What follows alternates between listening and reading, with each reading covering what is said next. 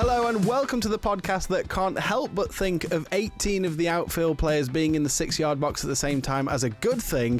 It's the big man up top.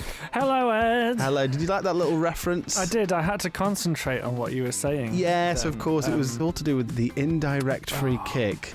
What a great that was in the Ipswich game, and it was just, it's just fantastic. It reminds me of the 90s, Joe. You love to see it. You love to see it. How are you doing today, Joe? You doing okay? Yeah, I'm doing well, thank you, Ed. Yeah, the season's drawing to a close, isn't it? Are we on the home stretch yet, do you think? Yeah, I think so. It's the business end. Yeah. It's crunch time. So we're going to get into it today. We're going to talk about how the wheels are coming off at Liverpool. Yes, famously. And we're also going to be chatting with Tim Hughes. We're going to actually be talking all about spaces, aren't we, Joe? We are, yes. Tim's a big Everton fan, so I was keen to find out about his past with Everton Football Club and what he thinks about the move to the new stadium. Yeah, and whether actual physical spaces are important. And yeah, we'll get into that a little bit later, won't we? We will. But first, it's time for a bit of trivia. Yes, it's Bible Ballers, and it's me versus Joe. I'm quizzing you this week, Joe. Yes, you are. Do you know what the current score is? I've no idea. I think I've got 15. I've maybe got 6, so this is not looking good. But yes, this is Guess the Player with a Difference. I will be giving Joe some clues. He's got to guess the player, but this player will share their name with a book in the Bible. So, how are you feeling? Confident? Yeah, let's do it. Okay, good. I think this is a good one this week. Okay, hard? We'll see. Hard for you. Which goalkeeper holds the most number of clean sheets in Premier League history? Who do you think is up there in terms of goalkeepers with large amounts of clean sheets? Peter Schmeichel. I'd imagine he's got a fair few. I know Pepe Reina's got a good amount. Is there a book of Pepe in the Spanish Bible? Who knows? Petr Cech, of course, is known for his clean sheets. So he's the one that early doors I've got my eyes on. David James? Yeah.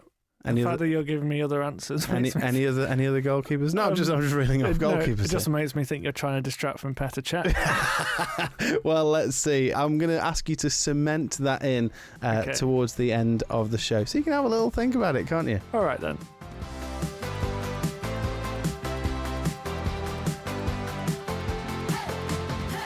I think we should start off with a roundup of the week, Joe. What's been happening in football?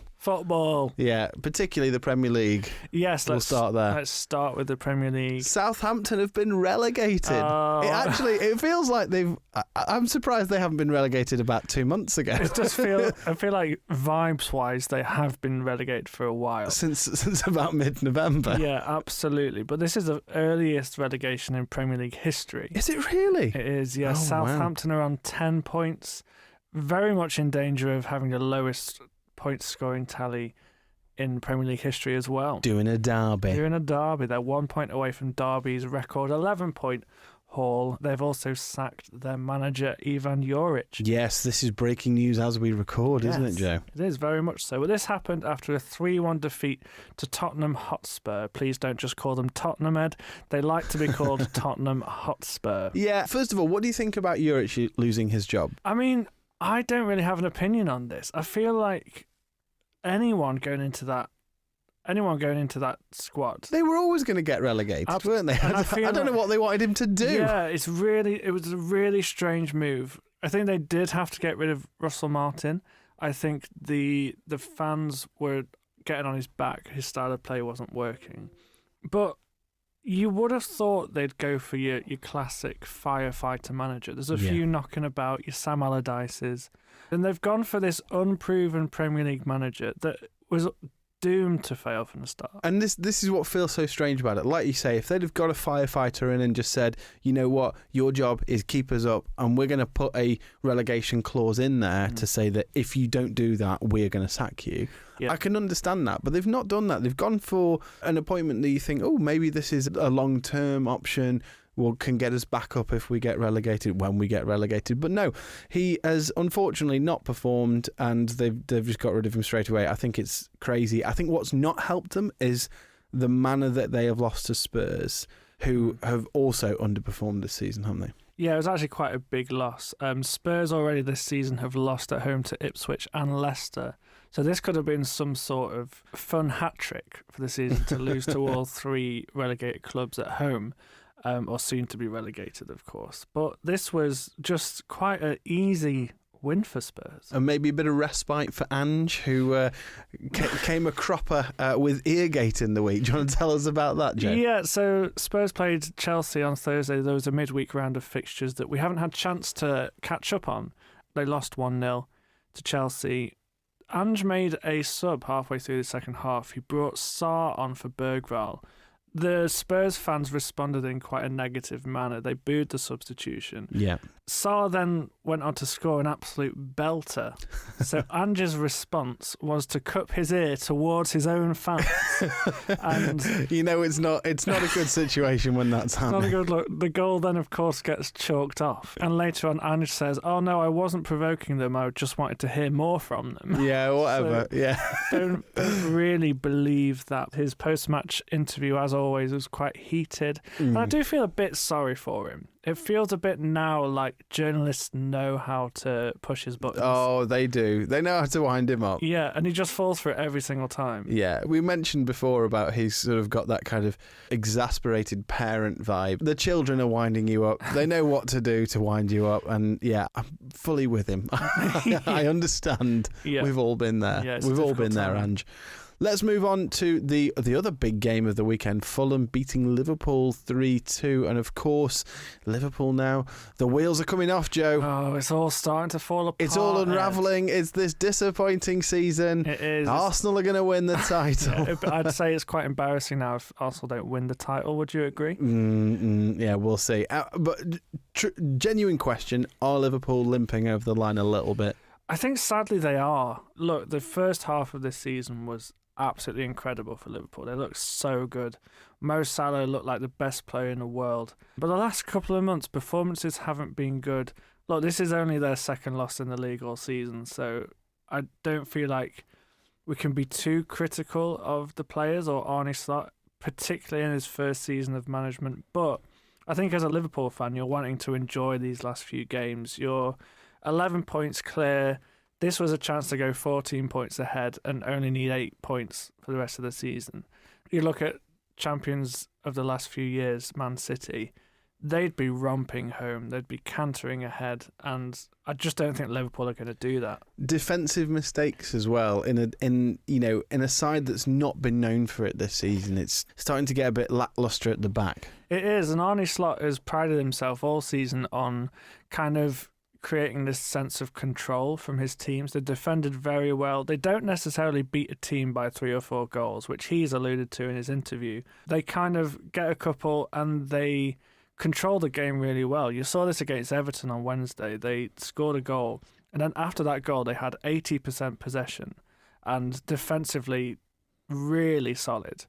So to make 3 defensive mistakes in the space of 15 minutes was really disappointing to see. There was a few moments there where you think, oh, are they getting a bit complacent? Worrying signs, I think. Worrying signs. We're all worried. For all involved. But also, it's important to say in this game... Fulham were good as well. Fulham were really good in this game as well. Yeah. I think particularly Rodrigo Muniz, his goal, Bergkamp-esque. His little flick over Van Dijk. Lovely, lovely touch. He took it really well. And scoring 3 goals against Liverpool is always going to be a good day at the office, isn't it? And Fulham are really one of those teams that have grown into the season, haven't they? Absolutely. Let's move on to Villa 2, Forest 1. Yes, Villa were very dominant early on. Forest sort of switching off for the first 2 goals from Rodgers and Marlon. Forest looked good going forward and dominated the game from then on. Once they were 2-0 down, they dominated. But they just could not finish, Joe. No, they really miss Chris Wood, don't they? There was so many opportunities where they were playing quite well, fashioning chances and then just dragging shots wide. And you just think... really needed the killer touch. But yeah, really great game between 2 sides that have both had really great seasons, and both Villa and Forest fans will be absolutely delighted with where this season's taken them, won't they? Going from one quite good game to a very, very poor game. Manchester United 0, Manchester City 0. What's your one-word summary of this one, Joe? Boring. Oh my word. This was a difficult watch. I sat down on Sunday to watch both games. I thought, let's see the start of Liverpool's title procession. It's a comfortable win away at Fulham, and then we'll move on to the Manchester derby. This Always a good game. This is the one, feisty. This is the pinnacle of English football. And it was just really dull. Yeah. This is the first derby that I remember where there's literally nothing riding on it. The first Manchester derby, that is, where there's literally nothing to play for either team. Both really below par. Just no talking points at all. Gary Neville made some interesting comments, didn't he? He was kind of laying into both teams, saying that they're all so micromanaged these days, kind of having a bit of a pop at Pep Guardiola, how he kind of micromanages all his players and the tactics, and both teams are just scared to have a go. Yeah. And traditionally in this game, both teams are just at each other. Gary Neville even apologised afterwards for being so boring in commentary. He said it was just a boring game, and I was part of that. I was also boring. Should we mention Kevin De Bruyne? I think we should. He announced on Friday that he is leaving Manchester City, and this fits in very well with the conversation we had last week, doesn't it? Yeah, we were talking last week about when players that you love leave and how we feel about them. We were talking about Trent Alexander-Arnold leaving Liverpool and some of the backlash that's come from Liverpool fans towards him and towards the club. And actually, this was a goodbye that was done really well, wasn't it, Joe? It was. He put out a statement on Friday talking about how much he loves Manchester, loves the club, but it's time to move on. And I think we were speaking before, and there's been quite a few comments about how it was really nice that this was broken by himself.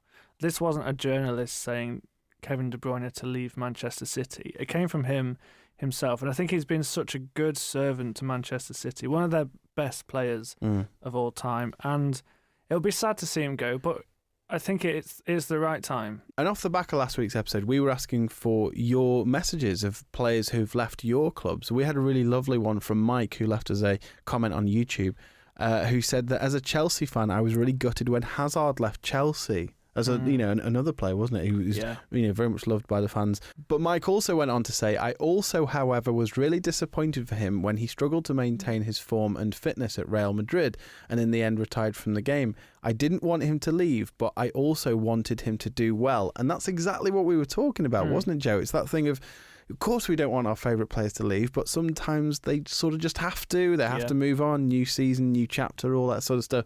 And when they do, we just want them to go with our wishes, our best wishes, don't we? Yeah, and I think that the Hazard thing is quite similar to Trent, what we spoke about last week. This is a player in his prime, really, moving on. And it's really hard to see them go. But yeah, thanks for the comment, Mike. And Kevin De Bruyne, R.I.P. Yeah, absolutely. Do you think he is up there with one of the best midfielders we've ever seen in the Premier League? Yeah, he's definitely up there, isn't he? He can see things on the pitch that no one else can see. He's kind of got the final ball down to a T, and yeah, great to watch. And you have to say he is right up there with Eric Jemba. Ipswich 1, Wolves 2 is the next one, Joe. What a rogue choice of player.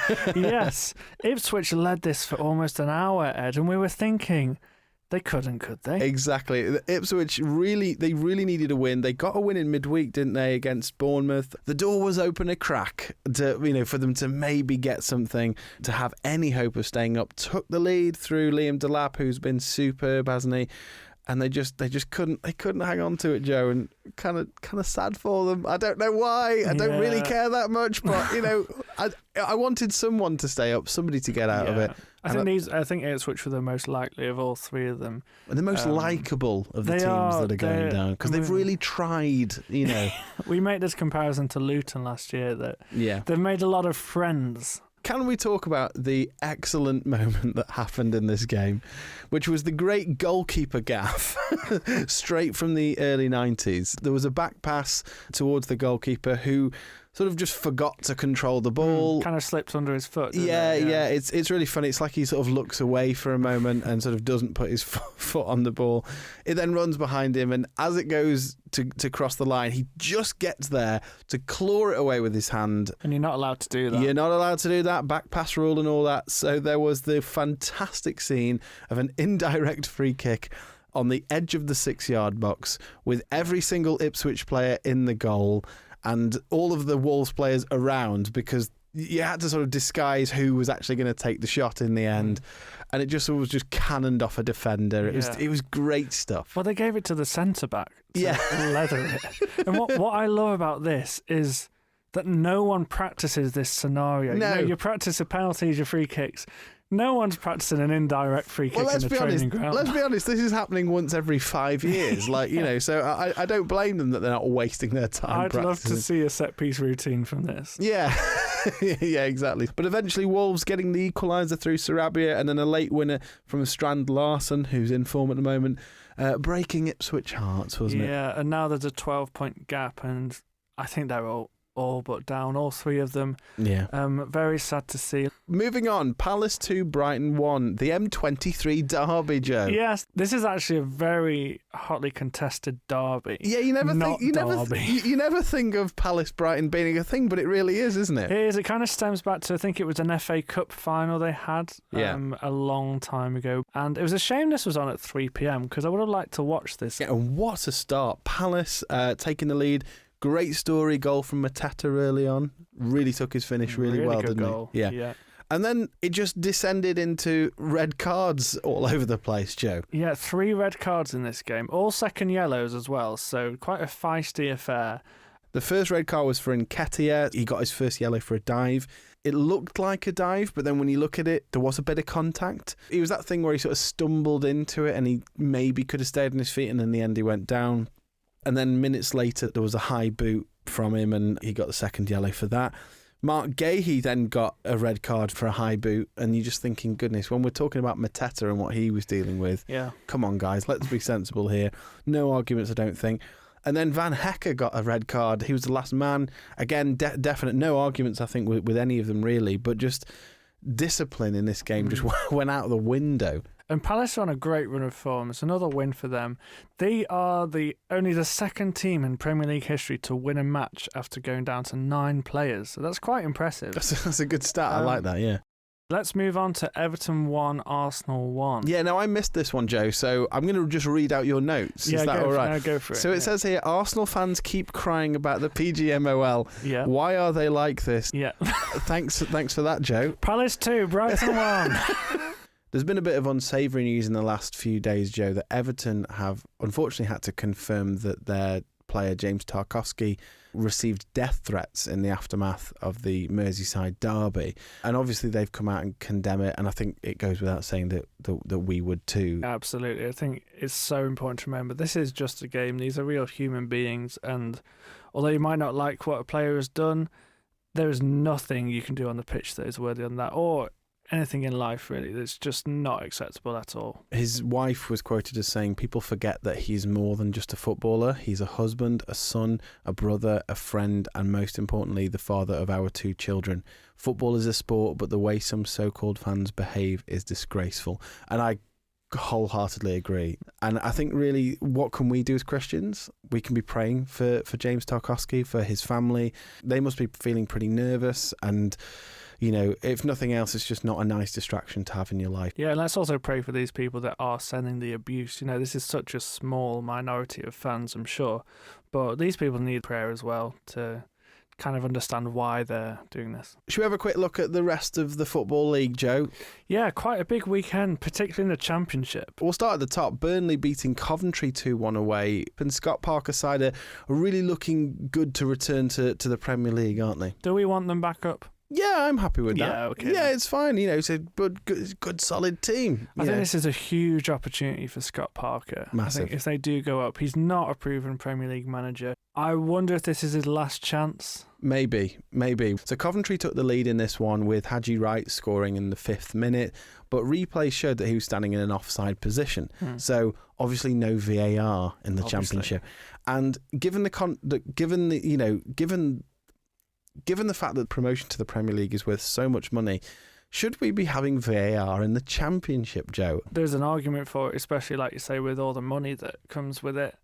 These decisions need to be right. So I wouldn't be surprised, particularly because you've now got a number of clubs who have had VAR in the Premier League. Yeah, got used to using it. Exactly. There are facilities to be able to do that. So Now, Yeah. given the controversy surrounding the goal, it was fitting that the Clarets fought back to win, so I think they did very well there.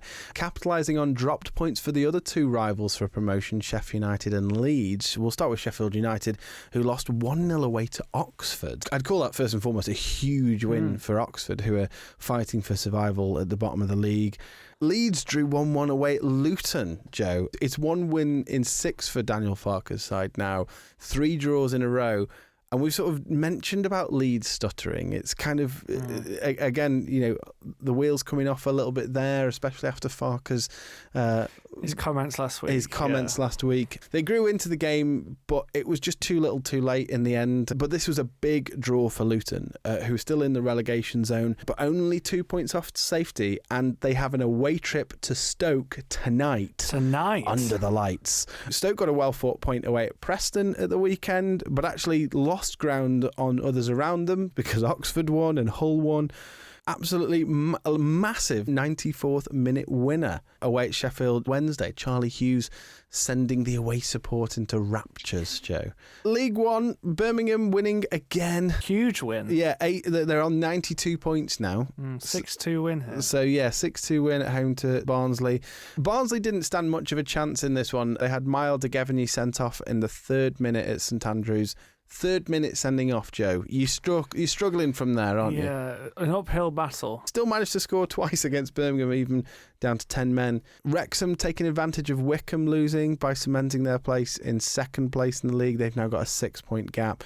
It's worth looking towards the bottom as well. Bristol Rovers are in free fall. They've now lost the last 5 games on the bounce and are only 3 points off relegation. Speaking of free fall, as we move into League Two, Walsall, no win in 10 for the former leaders. Yeah. What's going on there? Well, they had a really strong start to the season, didn't they? And it's just kind of, again, falling away. It's relegation form is what it is. Yeah, I think you find that these seasons are so long and these players might not be fit enough to go the whole distance. You've seen this a lot at the top of League Two at the moment. The most recent defeat for Walsall came at the hands of promotion rivals Port Vale, who will be delighted to have leapfrogged them. And so, yeah, it's close at the top of League Two as well. So basically, it's close in all the leagues apart from the Premier League. Absolutely. We should be watching more of the AFL, please.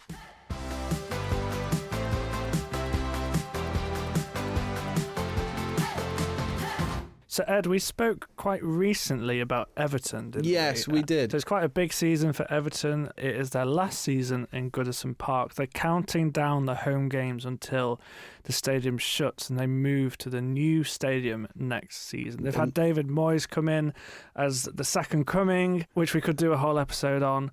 But, yeah, we wanted to kind of have this conversation about the memories that Goodison Park have with Everton fans, and how we kind of have this emotional attachment to the stadiums that our teams play in. Especially looking at the news from a few weeks ago of Man United announcing a new stadium and the just, glossing over the fact that Old Trafford's going to be demolished and what that means. And you're right, it's something that we go through as fans of our football clubs. Hopefully it only happens once in our lifetime, but at some point they're probably going to knock down the stadium or they're going to move to a new one or whatever it might be.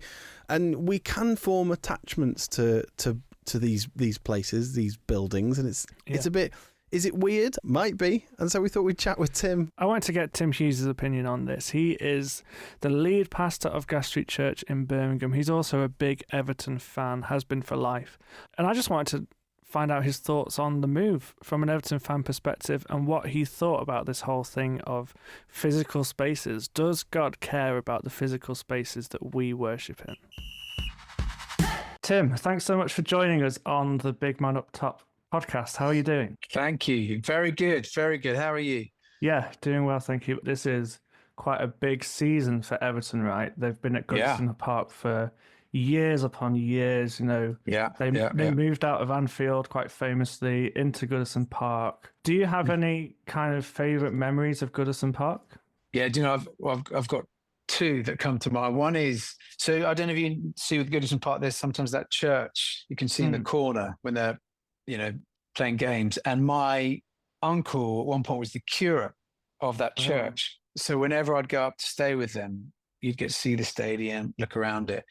It was 1984. We were playing Watford in the FA Cup final. I remember watching that game, loved the blue shirts, and thought, this is my team.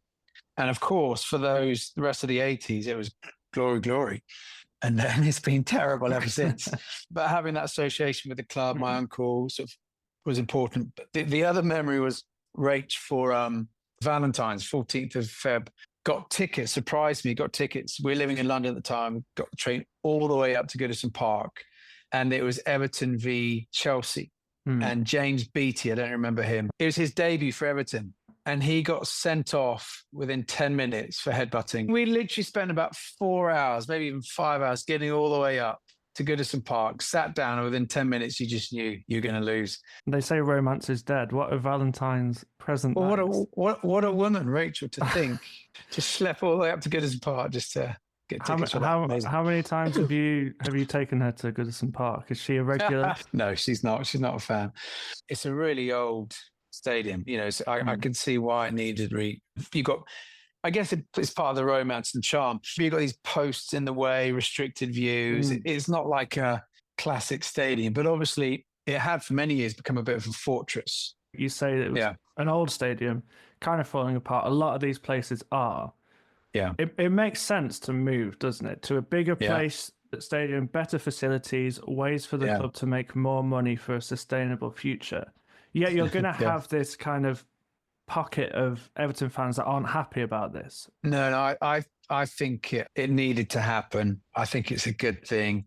And I imagine a lot of people who live very close. I mean, the whole streets is all like, it's crammed in. It's kind of crazy, you know, how it's just part of this almost neighborhood. But I do think for the big term future to have bigger capacity, the stadium being part of a strategy to slowly rebuild to becoming a great Premiership team, thinking about Europe is part of the plan. So I think this is good, but everything in life moves pretty quick. I mean, think about Arsenal, Highbury, it's like a distant memory, you know, think about the Emirates. So things move quickly. So I think it's worth doing. And I wonder if this is kind of the chat we want to have today, is there's almost this comparison with church buildings. I wonder, you know, these are these places that we go to every week. We kind of have this spiritual moment. A lot of football fans, this is their church, right? And I wonder what your thoughts are as a congregation, as churchgoers. Is it okay for us to have this kind of emotional attachment to a church building? You know, the Bible talks a lot about worshiping in spirit and truth, and it doesn't matter where you are, you can worship God. Yeah, definitely. I think, of course, the big story, the big theological point, as you alluded to, is Jesus came and he redirected the geography of worship from a temple in Jerusalem to we can worship at any place, anywhere, all the time. And, you know, we're living stones making up this house, spiritual house. So, yes, of course, you don't need to go to church to meet with God. And yet, I think we sometimes have underestimated the importance of rhythms and practices and disciplines and habits. Because over the years, you've had these different experiences, these moments with God, key moments with other members of the congregation. When you walk into the building, I don't think it's necessary that there's, you know, God's more present in this building than he is, you know, the house opposite. But I think you come in with level of expectation, you're kind of an openness, you're leaning in more, you're ready. I know for me, there's some special churches where you go, it just feels like a homecoming. Again, I like that image with churches, that it's a sense of coming home. And of course, the Celts had this idea of thin spaces, that there are these places where they would view God as just more present. He's historically met people in that place. Now, I don't know. I know friends theologically would fundamentally disagree about that. I wonder if it's perhaps a bit more your sense of expectation. You come, and I've tried to talk to Rach about this, my wife, she doesn't get it.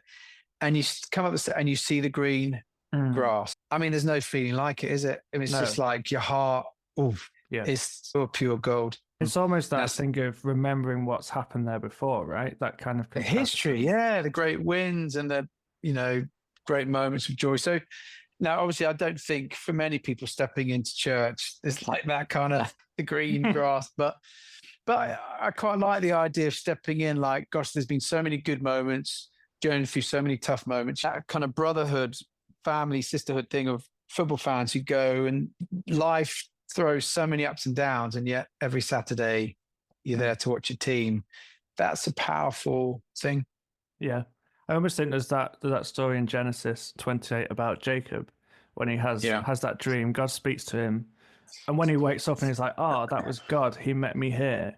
He placed down that stone and he's like, I'm putting this here. He called it the house of God because this is where God met me. So God does care about physical spaces, doesn't he? Yeah, I think so. I'm so glad historically all these churches have been built all over parishes throughout England, UK, because they're places of worship. They're also places that bring care to the community. Is interesting during COVID and lockdown. Remember back to that? Yeah. So many of these churches became incredible community hubs, places of life and warmth and connection and care. And so I think having bricks and mortar spaces is an incredible gift. And I think God can really powerfully use that. Some of the architecture and the design and thinking around churches, it says a lot about what you're passionate about. Obviously, the old Church of England Anglican buildings, like these long, narrow buildings, with a high altar at the top and the big pulpit for the preacher and the sense of community, it's all very much highlighting the priest, as it were. And then more the Methodist kind of in the round, the priesthood of all believers. If you come into Gas Street, you think this is informal. You see a band on a stage. It's like, it feels young, so your architecture communicates something. So I think those things are really important to consider and make a difference about how people perhaps feel or how expectant they are when they come in. So for us at Gas Street, it's really important. We've wanted a building where people come in and people who've never been to church come in and feel safe and welcome. I think all of this stuff actually does matter and it's worth thinking about and investing in. That's great. Before we finish, I want to touch on something that is quite close to your heart. I know you're very passionate about church planting. And I wonder if there's another comparison here of, some of these church plants, you're moving into an existing space. You're moving into a new congregation sometimes. If you want to move forward as a church, how do you do that whilst respecting old traditions? And maybe there's some older members of the congregation that kind of have this mindset of, oh, but this is the way we do things, or this is a tradition of the church that the last vicar did. How do you navigate that moving forward whilst respecting other people? I think it's a really hard question, because if I'm honest, I'd look and say a lot of the Church of England, what they've done is, because they've so honoured the history and the current congregation, they've then lacked the courage to make changes for the future generations. And so then what happens is you get completely stuck in, well, there's 20 people here, next year it'll be 17, the slow decline, because actually what's happening isn't connecting. I think what we've tried to do, and you're never going to get it perfect, but is to try and honor and respect and draw in the congregation that's been there, but also be very, very clear. Actually, this needs radical change. It needs a massive overhaul just to kind of slowly, let's actually, bring back to the football analogy. You've got to play to the clock. If you're 1-0 down and you've got 1 minute to go, you throw everyone forward. The goalkeeper's there for the corner at the end. I think the church in the UK, we've got to reckon we are 8-0 down and there's minutes left and we can't be passing the ball around at the back. So for me, like with church club, these are the days that we're in. So yes, we want to honor and respect and love and journey with the existing and the old and the history. But we have absolutely got to pioneer. We've got a massive job on our hands. It's time for a revolution in my mind. So we've got to go big. And I think you can do that by being kind and caring and honoring and respectful of what's been. But if we allow that to dictate, then honestly, the church is done. That's great. Well, that's not great. That's What you're saying, Christian Joe, what you're saying is great. I mean, what a way to finish. Thank you so much for that. That was really powerful stuff. And thanks, Joe. Great to be on this. Thank you for being the David Moyes of Gas Street Church as well. And long may it continue.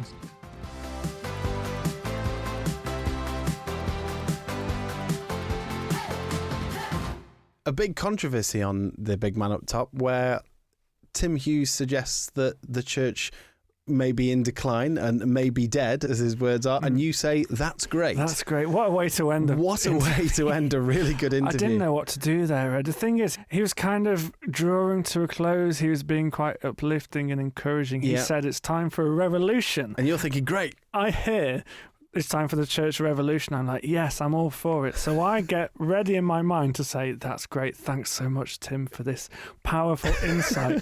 Then he drops the line, the church is dead. I'd already committed to the whole that's great thing. Here we are. But no, that was really great. And it was really great to hear Tim's take on it. And that thing that we have to hold in tension between, a building's just a building. It doesn't really matter. But also, actually, no, these are places where profound things have happened, not just in our lives, but in the lives of people around us. And we should honour that and shouldn't forget that. A couple of years ago, my family, we moved to a completely different city. And so we had to move churches. Now, we went from a church in Manchester, in the city centre of Manchester, that was in a warehouse, big, lively, vibrant church, where this church is growing quite rapidly. And so you kind of get this sense that the church moves. The church goes from one building, and then when it's outgrown it, it moves to another one, and then it moves to another one. And so I can't say for sure whether that church will be in that building in 10 or 20 years. It may have outgrown it. But actually, the church we've moved to now is in a rural setting. And this year, we are celebrating the fact that there has been a church on the site of our building for 1,050 years. Wow. Now, this is a much smaller church, but what I can say with absolute confidence is that in 10 years, this building will still be here and worship will still be happening there. In fact, I can say pretty much with confidence, when I have shuffled off this mortal coil, there will still be worship going on in this building. And there's something really, really special about that. And I think there's something special about both things. I don't think either is a good or a bad thing. There's something wonderful about having a church that is flexible and agile enough to move with what that community needs it to be. And yet at the same time, there's also something lovely about knowing that this is a stake in the ground and this place will always be here. And it doesn't matter what the world looks like, there will be a place where people worship God and people pray to God and people give glory to God in this place, and you don't need to worry about it. We will always be here. So I think both are good, aren't they? I found this a really encouraging conversation, actually, because I think we speak so much about how church isn't the building, right? That whole thing of where two or three are gathered, you can collectively worship God. Often with that, you can kind of disregard the church building and where you meet. And I think you're right. There's this opportunity to look back in the past, hold on to where you've come from. And I loved what Tim was saying. He was like, every time you step into your church building, it's that reminder of what you've been through before, the people in the congregation that have journeyed stuff with you. Church is the people you do it with, but it also takes place in that building where you have special memories. And I think, especially thinking about new people who are coming to faith, I know of a few people who have walked into our church this year because they know that the church is where this stuff happens. And actually, if you're sort of thinking, I want to explore faith, I want to pursue this, then actually, I just think there's something very special about knowing that the church is here and it will continue to be here. And if you're ready to come in, great. If you're going to come in next year, great. If you're not going to come in for the next 20 years, if you're never going to come in, we are still going to be here. And there's something kind of special about that, I think.